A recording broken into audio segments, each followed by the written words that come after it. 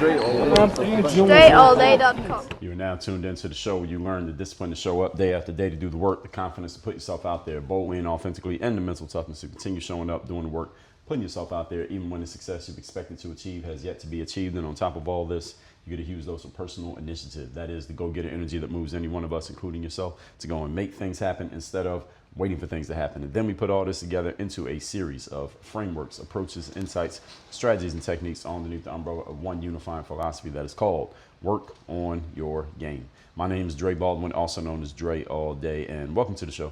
And today's topic is the hidden flex of predictability. Now, back in the days when I made basketball workout videos and I had a lot of players watching these videos where I was basically showing people drills, how to practice and get better at basketball, every now and then I would splice in a video of myself playing in an actual game of basketball. Now, one thing you should know is that back in my playing days, I had what I called the 10-to-1 rule, which meant I spent 10 hours practicing for every 1 hour I spent playing the game. So I had a lot more videos of myself doing drills, i.e. practicing, than I had of myself playing in games, i.e. playing. But put out games of me playing in games, I did actually do that. I put out thousands of videos, so there was some game footage mixed in with all of that. And sometimes when I would put my gameplay videos out, I would get comments from some players saying that the stuff that I was doing in the game varied from a lot of the things that I was doing in the practice, in the drills. For example, in the drills that I would put out, I would often do lots of advanced moves, these combination moves, combining different things together, stuff that pretty much looks fancy. But then in the game, if you looked at the way I was playing in the game, I would do a lot of simple and basic stuff, often doing the same movements over and over again to score my points. More basic moves rather than the complex and fancy moves. And players sometimes would respond in a tongue-in-cheek type of way to my game footage and say that your playing style is, they would say, well, Dre, the stuff you're doing is predictable. Or they would theorize that the stuff I was doing was easy to stop because I was doing the same stuff over and over again, even though they were literally watching footage of me doing it successfully, but they were theorizing that they could stop it somehow, somewhere. Which doesn't quite make any sense, but it's the internet. Now, their theory could not be further from the truth. And today I'm going to explain why that theory could not be further from the truth, whether we're talking basketball or any other aspect of life for that matter. Of this whole concept of being predictable means you're easy to stop or easy to defeat or easily beaten. This is not true, and I'm going to explain why. Point number one. Today's topic, once again, is the hidden flex of predictability. Number one, predictability and consistency have a calming effect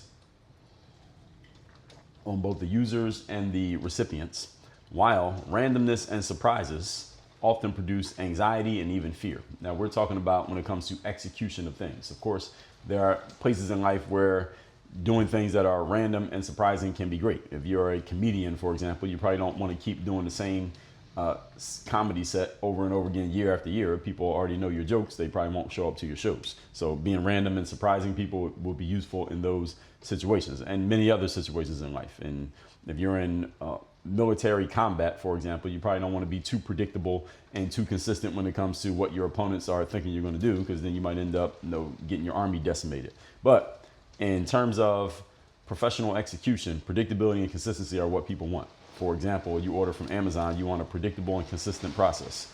If there's a coffee shop you go to every day to get your morning coffee, you want a predictable and consistent process. If there's a gym that you go to every day, you're someone like myself who works out all the time, you want the gym to be predictable and consistent in the way things work. You don't want them rearranging the equipment every time you come to the gym. You don't want them to decide, well, we opened at 6 o'clock yesterday, but today, no, we're going to open at 10 o'clock. You don't want that. You want a predictable and consistent process, which relaxes everybody and allows everyone to start planning around what you're doing. So again, some places you should surprise your opponents, such as in war. But if you're trying to please your boss and get a raise, you probably don't want to offer too many surprises to your boss. You probably want them to know that you're going to be very consistent and reliable in your past behavior, your present behavior, and if they expect that in your future behavior, then they'll probably be willing to pay you more money if your present behavior is reflective of what they want. Okay, even in your own life, the more you know exactly what you're going to do, how, when, and where you're going to do it, the more easily you can plan for your future, and the better you can deal with the smaller random things that happen in your day-to-day life. If you got the big things handled and you know that they're going to be taken care of, then it's easy to handle the small things because the big things are already handled. But if the big things are all out of whack and out of control and you don't know how those are going to go, then even the smallest thing can throw you off because you don't have the predictability and the calmness that comes with predictability and consistency baked into your system. If everything in your life is random, nothing's predictable, then you are probably living a life of chaos and disorder, which is reflective of the law of entropy. If you ever known anyone whose life looked like what I'm describing, you can probably confirm this. They have nothing is steady, nothing is consistent. They do things differently every single time, and you have no idea what you're going to get. A friend of mine, for example, I remember I was traveling somewhere, and I was with a couple of friends that I've had for a long time. And one of my friends in this conversation, he is in the food business, or at least at the time we're having this conversation, he was in the food business.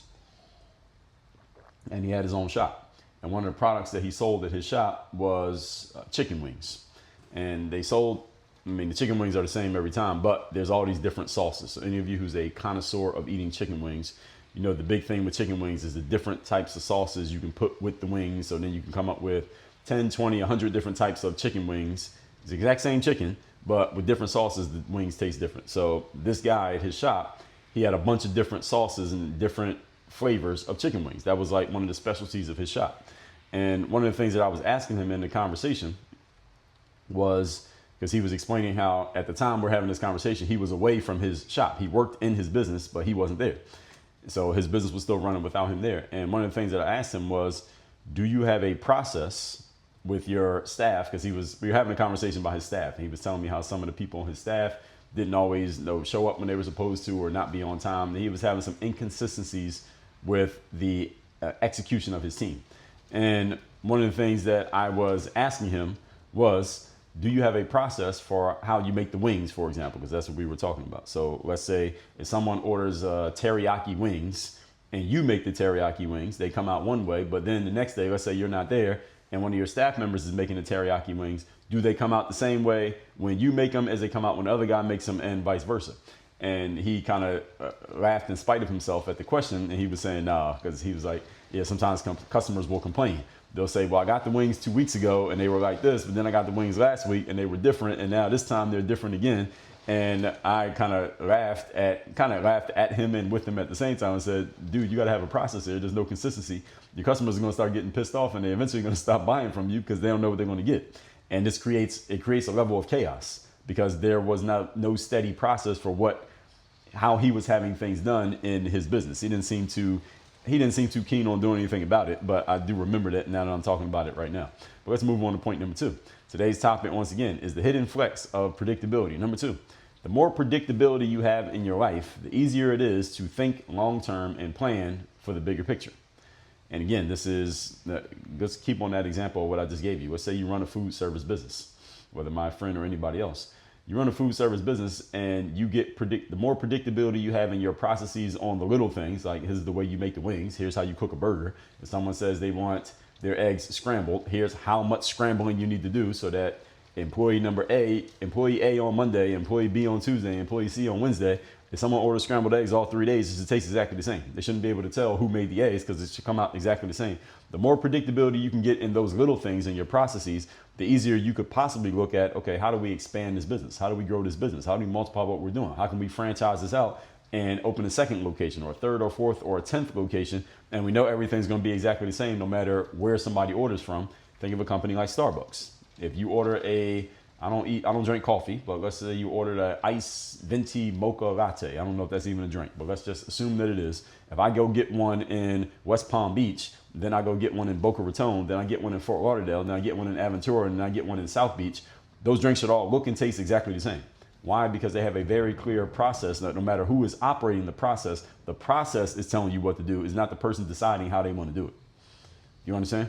The more predictability you have, the easier you can expand what you're doing and think long term and for the bigger picture. But if you have no predictability in the small term and the short term or the small picture, then you can never expand to the bigger picture. If every day of your life is bringing randomness and inevitable chaos, it's hard to think about anything long term because you're always trying to deal with these short term issues. You're proverbially putting out fires, as we say in business. Hard to think about what you're going to do next year or 5 or 10 years from now when you have no idea what's going to happen in the next 5 days. So predictability not only helps the people who are around you to know exactly what to expect from you, it also helps you knowing what to expect from yourself and to allow you to start thinking bigger than just the immediate moment. So if I were to ask any of you personally, if you want the next 10 years of your life to be better than the previous 10 years, everybody, of course, would say yes. The problem is you can't get around to planning to make that next 10 years better than the previous 10 years, even though you are 100% certain that the next 10 years are going to happen, barring death.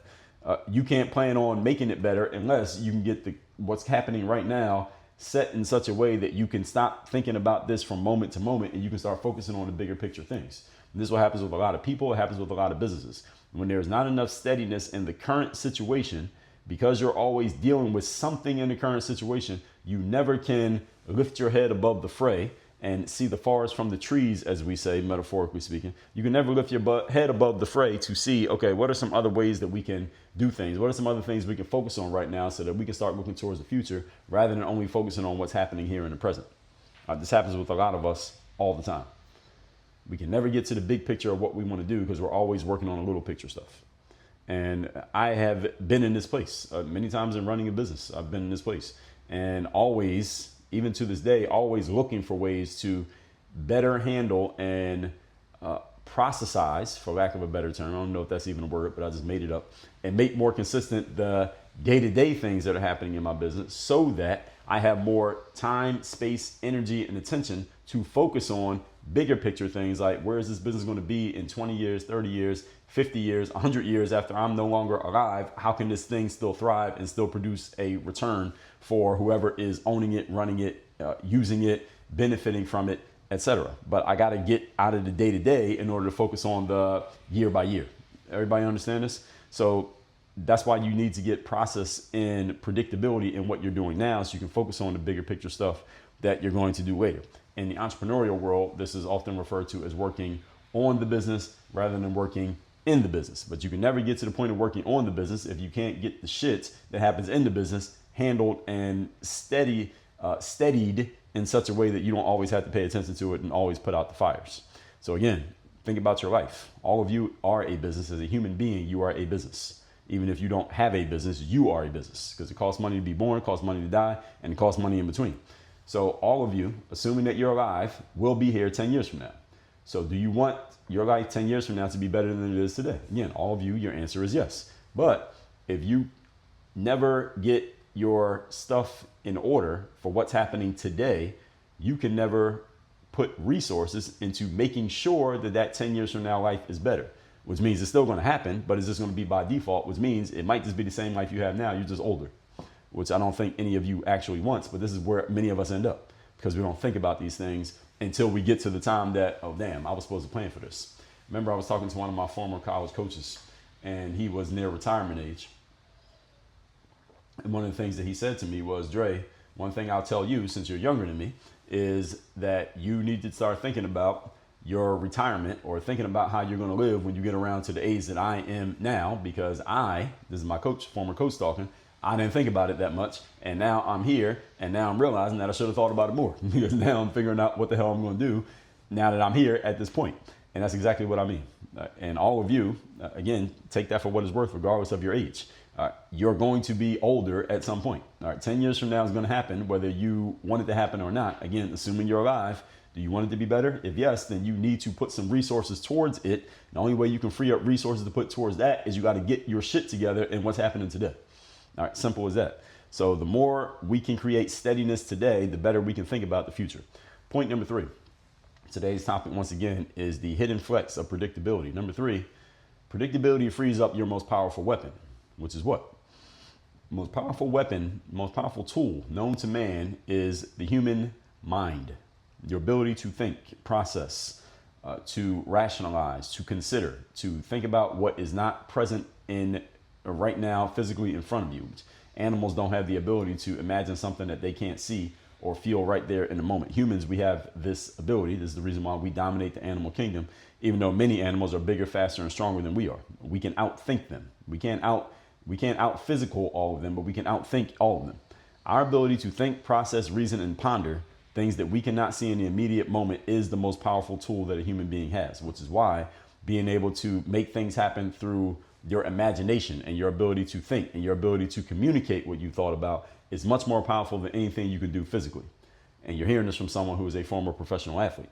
What I could do physically was great and it was fun, but there's a shelf life to it. There's only so long you can do things physically that is better than a whole bunch of other people. Eventually, your body can't keep doing it. And secondly, as long as your number one tool is what you are able to do physically, the problem is you have to keep doing it in order to be useful.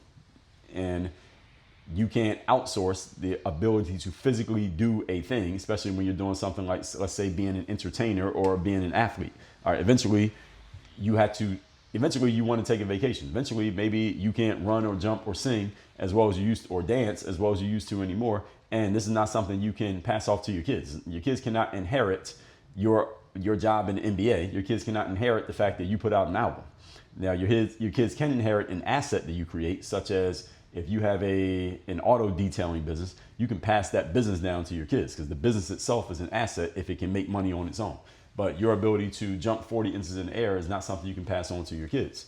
All right, they will have to go jump 40 inches in the air themselves. So all you could actually pass on is the knowledge of how to do it, but then they would have to go do the same thing. Not the same thing. Is not the same thing as passing on an asset. It's better, more accurately stated. So your ability to think, process, reason, and ponder, this can be transferred. And it can be turned into an asset in such a way that it is valuable for someone other than you after you have what we call codified it. I talked about this in episode 1101, codification. When you structure predictability into your life, the subconscious mind takes over a lot of these now predictable, repeatable, and habit-based activities. This is why structure and predictability matter so much. Because when you have something that's structured and predictable, the subconscious mind eventually picks up on it, and now you don't have to think about it anymore, but it still gets done.